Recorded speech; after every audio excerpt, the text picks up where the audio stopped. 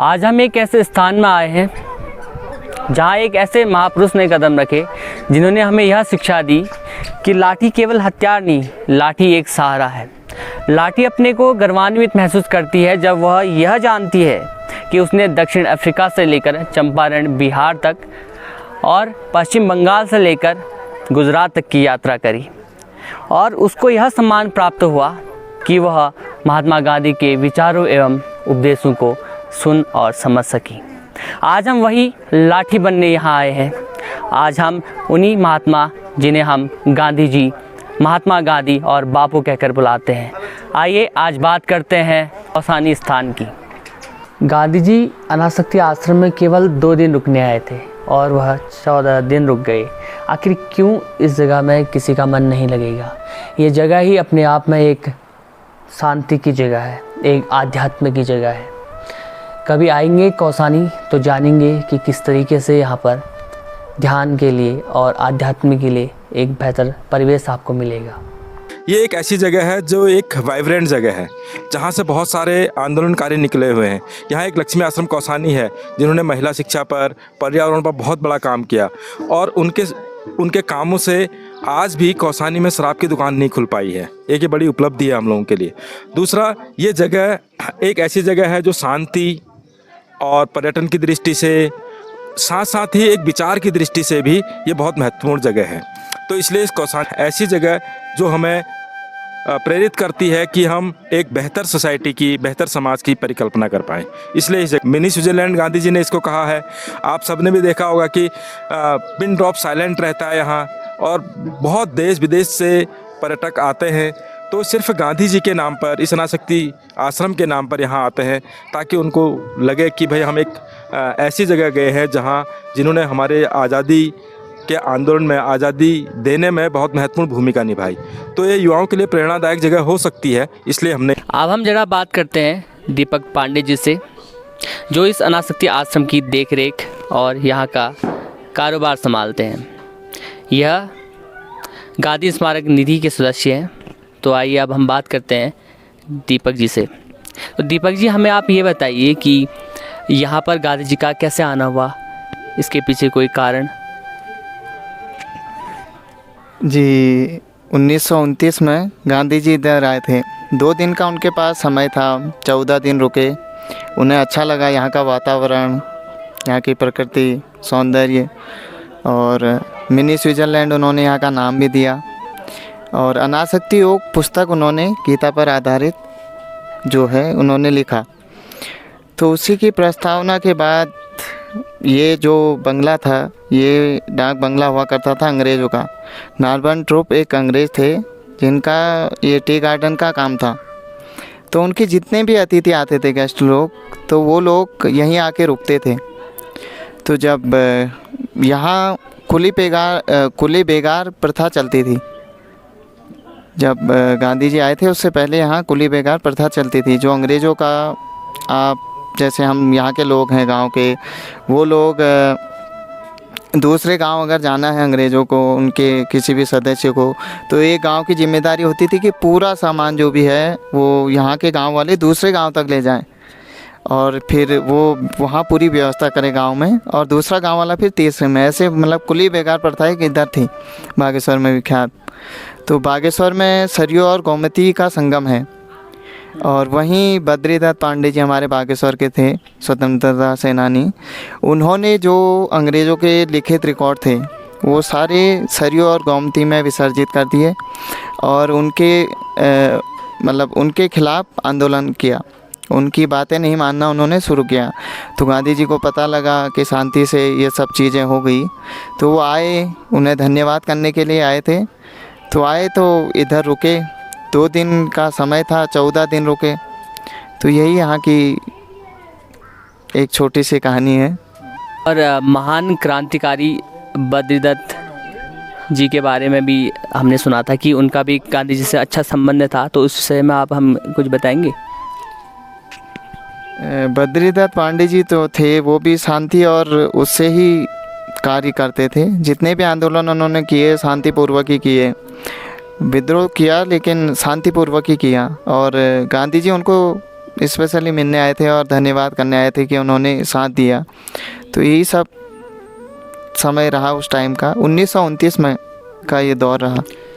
अभी मैं बैठा हूँ अनासक्ति आश्रम के कार्यालय में, जहाँ से पूरे अनासक्ति आश्रम का नियंत्रण किया जाता है। यहाँ पर देखने योग्य यह चीज़ें हैं कि यहाँ भी जो कुछ भी बना है वो अंग्रेज़ों के समय का है। यहाँ की जो छत है, यहाँ की जो ये दरवाजे हैं, सब कुछ इसके अंदर हम जाएंगे, जहाँ बैठक रूम है और पुस्तकालय है, उसके अंदर है प्रार्थना सभा। अभी हम हैं कौसानी के प्रार्थना सभा में, जहाँ पे प्रार्थनाएं होती हैं। तो ये देख सकते हैं आप, यहाँ पे 24 स्लेट हैं और 24 के 24 स्लेट में उनके पूरे जीवन दर्शन को दर्शाया गया है। तो ये पहला स्लेट है जिसमें दर्शाया गया है उनका पूरा गादी वंशावली, गादी परिवार, जिसमें उनके बचपन की फ़ोटो को भी दर्शाया गया है। इस स्लेट में आते हैं, यह उनका बचपन का जीवन इस स्लेट में दर्शाया है। ये जब वह लंदन कानूनी शिक्षा ले रहे थे, जिसमें ये सब दर्शाया गया है। यह स्लेट है जब वह बैरिस्टरी करने दक्षिण अफ्रीका में थे। यहाँ पर कस्तूरबा के साथ उनकी फ़ोटो है। यह है वह दृश्य जब वह डरबन में भी गोखले का स्वागत किया गया था, वह दृश्य यह है।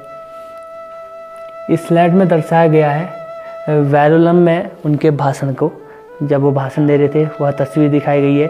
दक्षिण अफ्रीका में गिरफ्तारी के बाद जब वो छूटे, किस तरीके से उनका स्वागत किया, वह इस स्लाइड में दिखाया गया है। आप नीचे देख सकते हैं, यहाँ पर कुछ उनकी चिट्ठियाँ हैं और यहाँ पर कुछ उनकी तस्वीरें। यह स्लाइड है जब दक्षिण अफ्रीका में उन्होंने सत्याग्रह का रूप लिया था, यह दृश्य दिखाया गया है। इसमें वह दृश्य दिखाया गया है जब नील की खेती के खिलाफ उन्होंने आंदोलन किया था। यह वह दृश्य है जहाँ पर राजेंद्र प्रसाद के साथ उनकी मीटिंग हुई थी और खेड़ा सत्याग्रह के समय कुछ इस तरीके से दिखाई देते थे महात्मा गांधी। यह वह स्लाइड है जब वह सेवाग्राम में, यह उनके आश्रम के साथ उनकी फ़ोटो है, जहाँ पर वो बच्चों से कितना प्रेम करते थे, यह झलकाया गया है। और यहाँ पर पीड़ितों की वह किस तरीके से सेवा कर रहे हैं, वह दर्शाया गया है। यह स्लाइड है अहमदाबाद से मार्च पास्ट का निरीक्षण जब वो कर रहे थे कराची कांग्रेस में, रामचंद्र भाई जी का यहाँ पे तस्वीर है, ये आप देख सकते हैं। यह वह दृश्य है जहाँ पर वसुधैव कुटुंबकम वाक्य लिखा है और गांधी जी की तस्वीर है और यहाँ पर पूजा प्रार्थना की जाती है। यह वह स्लाइड है जहाँ पर राजेंद्र प्रसाद और मालवीय जी के साथ उनकी तस्वीरें दिखाई गई है। जलियांवाला बाग हत्याकांड, वो सब यहाँ पर दिखाया गया है। ये स्लाइड है जहाँ पर केंद्रीय कारागार दिखाया गया है, पूना में आगा खां महल और कुछ उनकी तस्वीरें हैं। ये स्लाइड डांडी यात्रा और नमक कानून तोड़ते हुए गांधी जी को दर्शाया है। यह स्लाइड जो है यहाँ पर दर्शाया है गोलमेज कॉन्फ्रेंस, ये आप देख सकते हैं। मार्शल्स के जहाज़ से उतरते हुए गांधी जी की तस्वीर और उनके जो अनुयायी थे वो सब इसमें है। ये जो दृश्य है गोलमेज कॉन्फ्रेंस 1931, जब गांधी जी ने इसमें भाग लिया था, वो सब इसमें आप देख सकते हैं। यह है नौरावली यात्रा और अनासक्ति आश्रम के विषय में कुछ यहाँ पर डिटेल्स दी गई है। आगे बढ़ते हैं। यह वह दृश्य है जब वह गरीब और पीड़ित लोगों के साथ बैठकर उनसे विचार विमर्श किया करते थे। एक कुछ तस्वीर भी यहाँ पर दिखाई दे रही है। बिहार में सांप्रदायिक दंगों के बाद जो दौरा उन्होंने किया था, उसको यह दिखाया गया है। यहाँ पर हम देख सकते हैं श्री और श्रीमती लॉर्ड माउंटबेटन के साथ उनकी ये फ़ोटो है। ये सब यहाँ पर बेहतर तरीके से दिखाया गया। राजकुमारी अमृत कौर के साथ उनकी एक तस्वीर है। ये शिमला में बच्चों के साथ उनकी तस्वीर दिखाई गई है। अगले स्लाइड में ये उनके कुछ चप्पल, खड़ाऊ, ऐनक और पुस्तकें दिखाई गई है। बिरला हाउस में प्रार्थना सभा में गांधी जी यहाँ पर दिखाई दिए। आगे हम बढ़ते हैं। यह वह दृश्य है जब आनंद भवन में कांग्रेस कार्यकारी बैठक की गई थी। प्रार्थना कुछ इस तरीके से किया करते थे और गांधी जी साइकिल में सवार होते हुए, वो चीज़ यहाँ पर दिखाई गई है। यह वह दृश्य है जब गांधी जी एक सभा में जाते हुए, गांधी जी की तस्वीर है। सुबह की सैर करते हुए गांधी जी इसमें दिखाए गए हैं। और यह वह अंतिम स्लाइड है जिसमें दिखाया गया है कि संगम में अस्थि उनकी विसर्जित की गई। ये मरणावस्था में गांधी जी की तस्वीर है। ये गांधी जी की अर्थी जब ले जाई गई थी, ये उनकी अर्थी जब जलाई गई थी, और ये है हे राम के साथ उनकी समाधि। तो ये था प्रार्थना स्थल का एक छोटा सा रूप।